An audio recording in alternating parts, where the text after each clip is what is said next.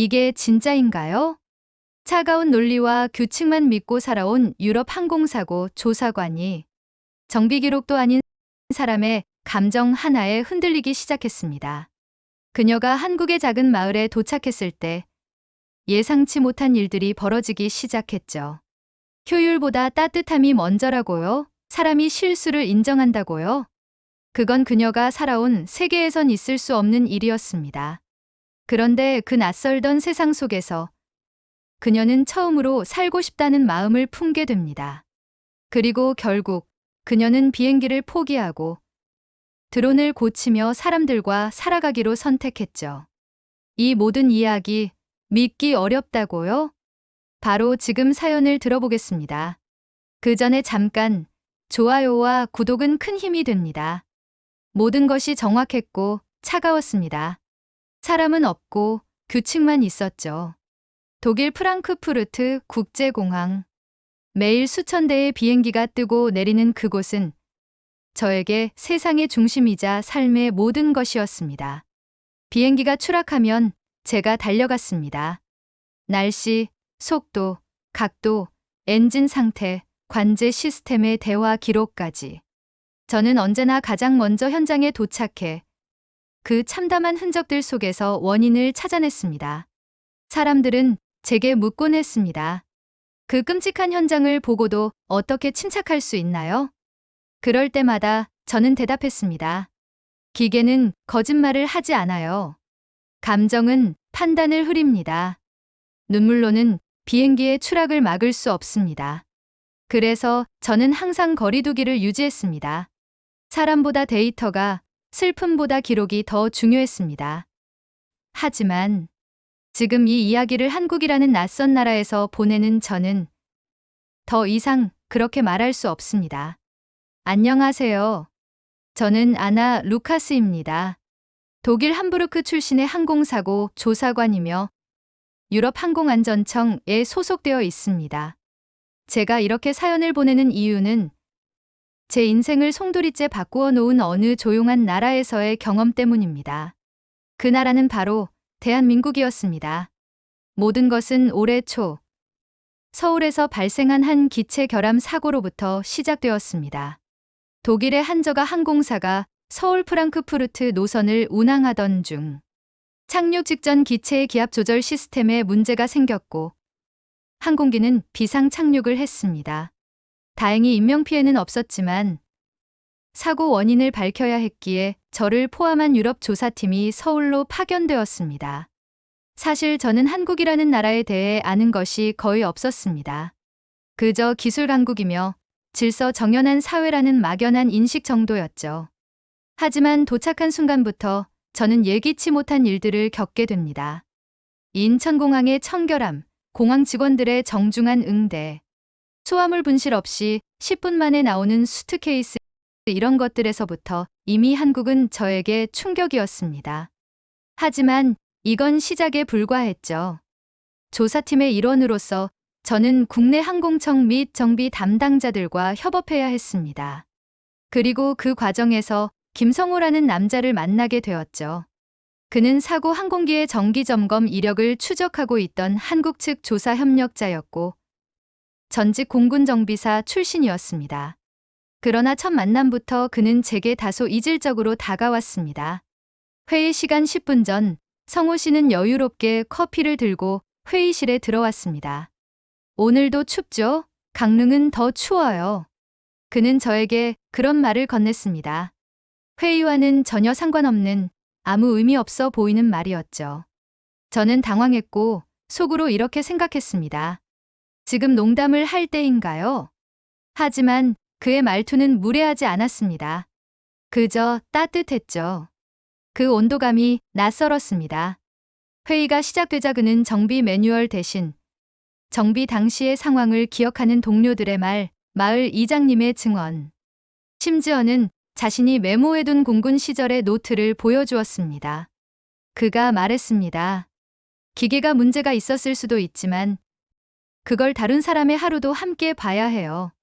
그날 어떤 일이 있었는지를요. 저는 당황했습니다. 정비사가 무슨 감정을 느꼈는지는 사고 원인과 아무 관련이 없습니다. 제 목소리는 단호했고 그의 방식이 마음에 들지 않았습니다.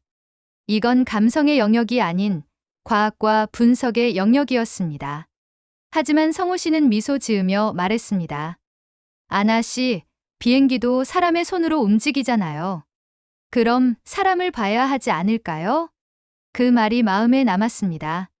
그러나 저는 그 말을 애써 밀쳐냈습니다. 제가 살아온 방식, 배워온 가치관, 쌓아온 커리어 모두가 그것을 거부하고 있었기 때문입니다.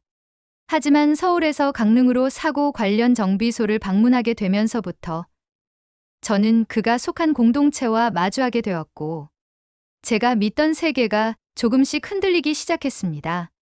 강릉은 서울과는 전혀 다른 모습이었습니다. 도시의 빽빽한 회색빛과는 달리 강릉은 하늘이 넓고 공기가 맑았습니다. 저희는 사고 항공기의 정기 점검이 이루어졌던 민간 정비소를 방문하기 위해 이곳에 머물게 되었고 성호 씨는 자신이 머무는 곳에서 직접 저를 안내하겠다고 했습니다. 저는 당연히 호텔이 준비되어 있을 거라 생각했습니다. 그러나 성호 씨는 말했습니다. 강릉은 호텔보다 사람 사는 집이 더 따뜻하죠. 제가 아는 분이 게스트하우스를 하시는데 외국 손님들한테 인기 많아요. 바닷가 바로 앞이에요. 그 말이 처음엔 다소 당혹스러웠지만 저는 곧 그곳에 묵게 되었고 그 선택이 제 인생을 바꾸는 첫 발걸음이 될 줄은 상상도 못했습니다. 게스트하우스의 주인은 할머니와 손자였습니다. 한국어밖에 못하셨지만 매일 아침 직접 담근 된장국을 주시며 미소 짓는 할머니의 손길은 이상하게도 마음을 편안하게 만들었습니다. 성호 씨는 마치 이 마을의 일부처럼 가게에 들어가면 먼저 안부를 묻고 아이가 울고 있으면 무릎을 꿇고 말동무가 되어주었습니다. 저는 그저 옆에서 조용히 그 모습을 지켜보았습니다. 그러던 중 우리는 사고 항공기의 마지막 정기 점검이 이루어졌던 정비소를 찾게 되었습니다.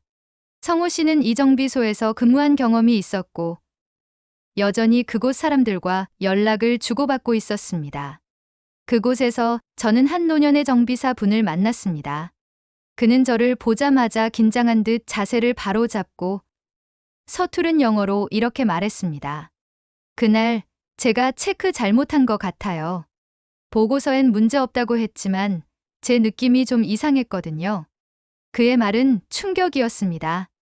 독일에서라면 이런 말은 절대 하지 않습니다. 그것은 자신의 책임을 인정하는 것이며 곧 해고나 법적 책임으로 이어질 수 있기 때문입니다. 저는 반사적으로 대답했습니다. 그건 감정입니다. 느꼈다는 것만으론 사고의 원인이 되지 않습니다. 그 정비사는 고개를 끄덕이며 말했습니다. 맞아요. 근데 우리 여기선 그런 것도 기록해요. 이상하면 이상했다고. 그래야 나중에라도 생각할 수 있으니까. 그 순간 저의 머릿속에 수많은 데이터와 그래프보다 더 강렬한 한 문장이 남았습니다. 이상하면 이상하다고 말할 수 있는 용기. 그것이 바로 이곳의 문화였고 그 중심에는 성호 씨가 있었습니다.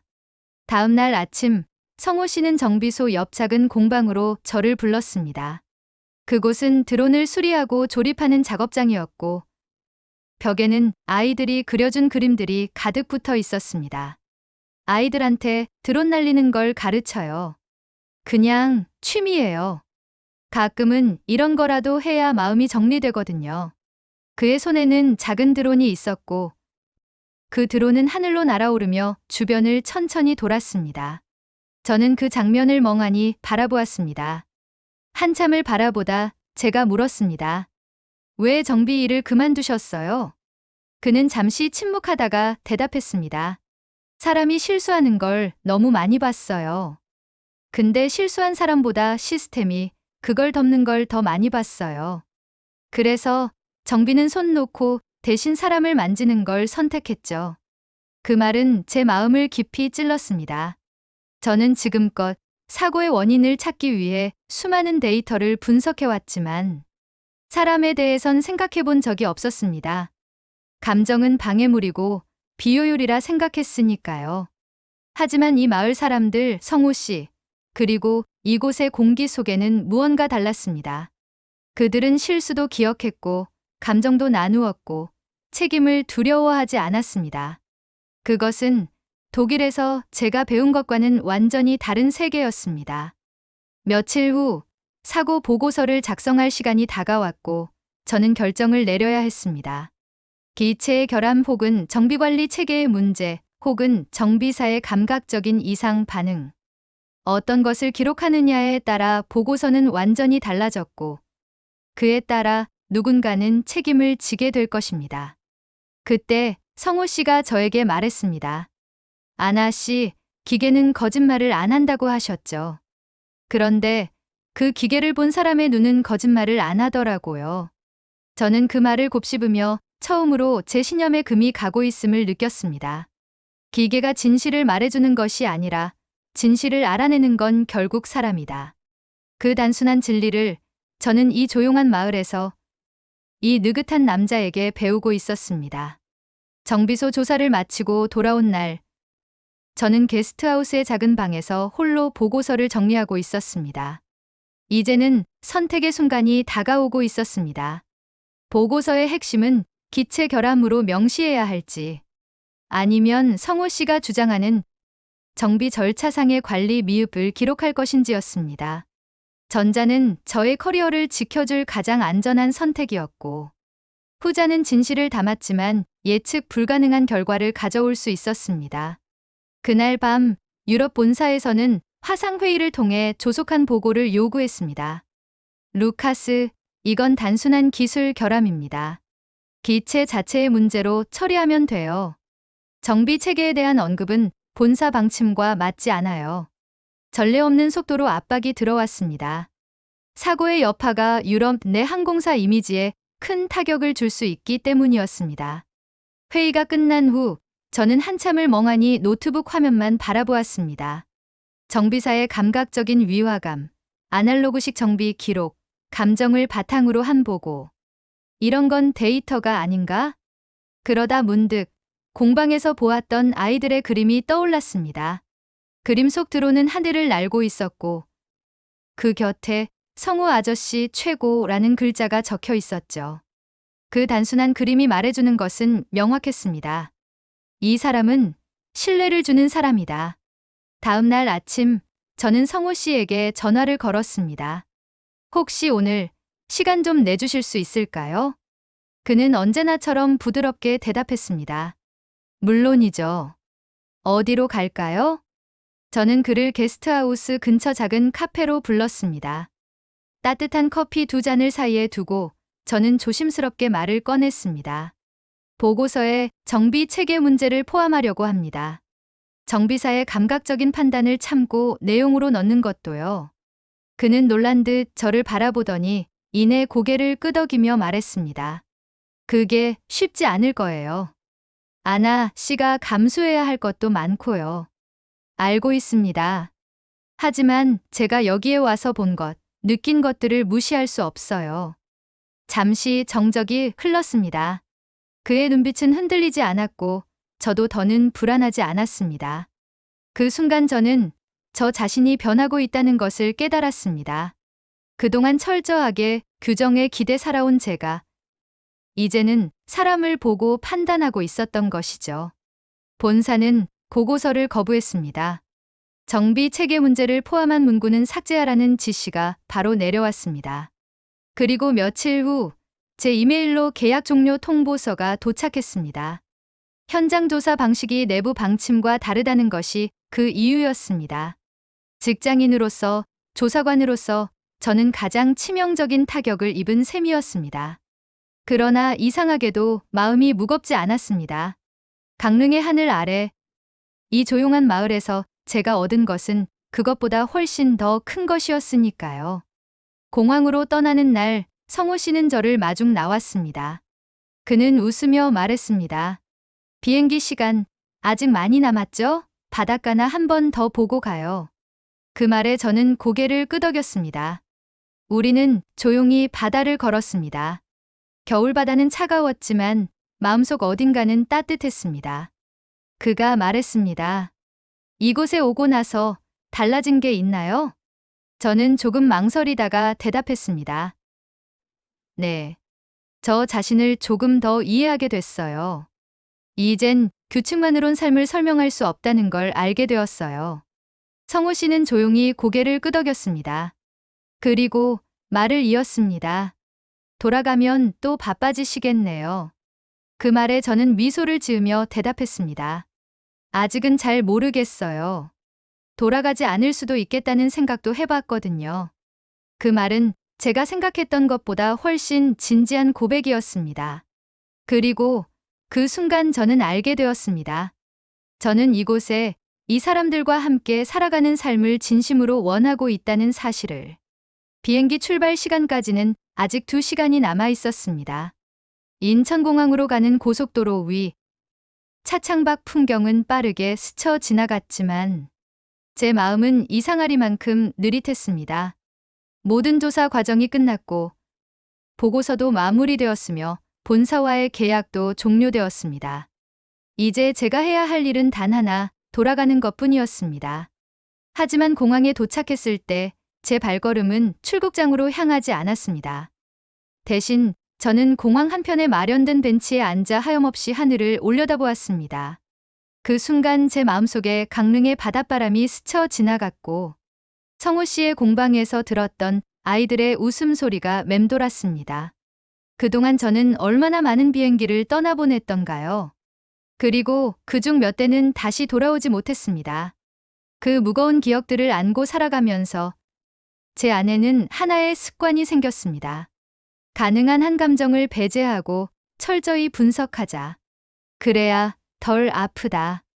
하지만 한국에서의 시간은 그 껍데기를 천천히, 그러나 확실히 무너뜨렸습니다.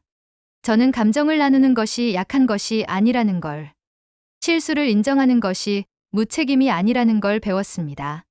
그리고 가장 중요한 것, 사람과 함께 살아가는 일은 데이터보다 더 큰 신뢰를 만들어낸다는 걸 깨달았습니다. 그날 오후 저는 출국 게이트 앞에서 마지막 결정을 내렸습니다. 탑승을 포기한 뒤 공항 밖으로 다시 걸어 나왔습니다. 손에는 여전히 독일로 가는 항공권이 들려 있었지만 마음은 이미 이 땅에 깊이 머물러 있었습니다. 며칠 뒤 저는 다시 강릉에 도착했습니다. 성호 씨의 공방 문을 조심스레 열었을 때 그가 놀란 얼굴로 저를 맞이했습니다.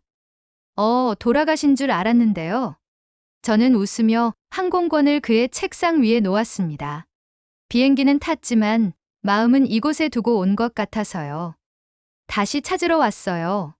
그는 아무 말 없이 제 손을 꼭 잡았습니다. 그 손의 온기는 지금껏 제가 경험한 그 어떤 데이터보다 확실했습니다.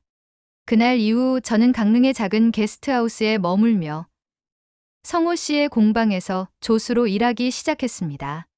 드론의 부품을 분해하고 낡은 회로를 갈아 끼우고 아이들에게 조립을 가르쳐주는 일상은 새롭고도 낯설었습니다. 하지만 저는 이 낯선 삶을 매일매일 사랑하게 되었습니다. 한 번은 독일에서 제게 연락이 왔습니다. 언제 돌아오실 건가요? 후속 조사 보고서가 준비되어야 합니다. 그 말에 저는 정중히 답했습니다.